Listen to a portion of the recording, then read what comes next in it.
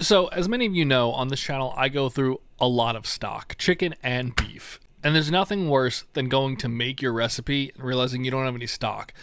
It normally takes 4 or 5 hours. You got to have everything ready to go. And then recently I saw Chef Chris Young make what he calls Michelin star stock for $6 and under an hour. All you need is a rotisserie chicken from Costco or your grocery store, whatever you have.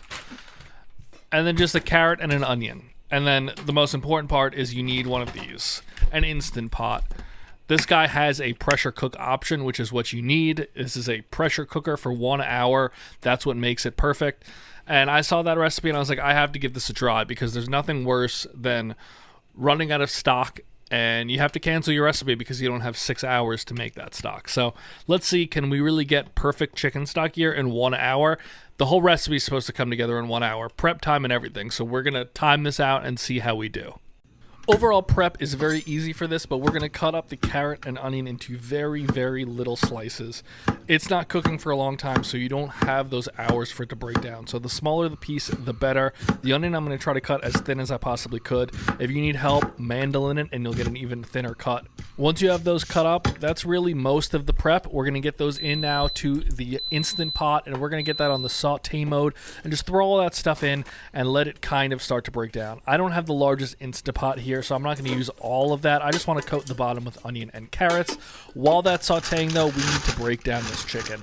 You want to start to pull this apart. If it's too hot, throw on gloves, but you want to shred this basically using your hands. Also, there's juices in those bags. Throw those right into. That's just going to help enrich that flavor of your stock.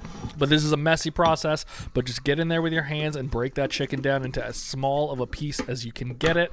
What Chris Young mentioned is that the flavor of the stock really should be the flavor of meat, so you want that chicken meat in there, not just bones. After 2 or 3 minutes of sauteing there, you can see everything's gotten nice and soft and translucent. So now we're going to add the chicken. I'm going to put the carcass in first and then just add in some meat and the good brown bits. I don't want to go above that max fill line since I don't have the largest Instant Pot in the world here. And I also preheated the water to help speed up the time here. It was just over on the stove up at a boil.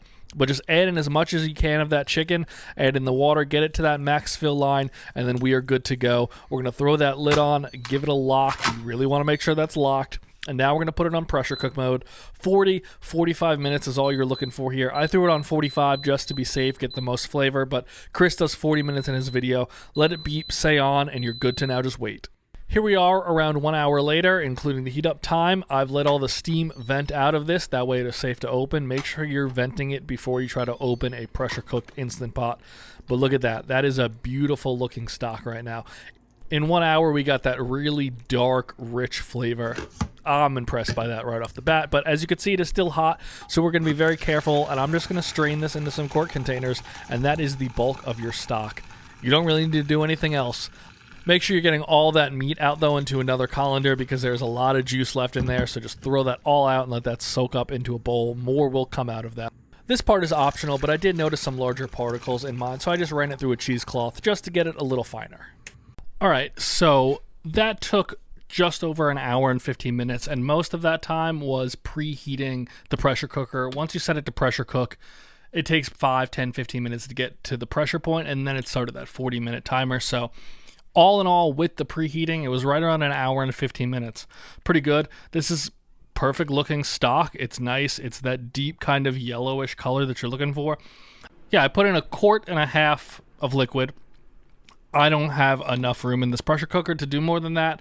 I wanted to do 2 quarts, but we got out the exact amount we put in because you don't really lose anything in the evaporation process. If anything, you gain a little bit of juice that's probably still sitting in there that I'll strain after and add to that guy. But let's see what it tastes like. Yeah, that's perfect. It's very rich in a deep roasted chicken flavor. If you're used to making like a light colored stock where you don't roast the chicken first, this is going to be a little different flavor profile. This is definitely a darker stock because you've roasted that chicken first. Normally you would cook it in the oven and then make your stock with it. But this is very, very good. For a short period of time, every flavor element I'm looking for is there. There might be a tiny bit of salt in that Costco chicken because it's a little bit salty, but that might just be natural sodium that's in it in general. But this is fantastic. I cannot recommend this method enough.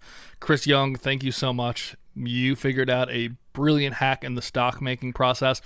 I wonder if it'll work with beef stock. Maybe we'll try that next.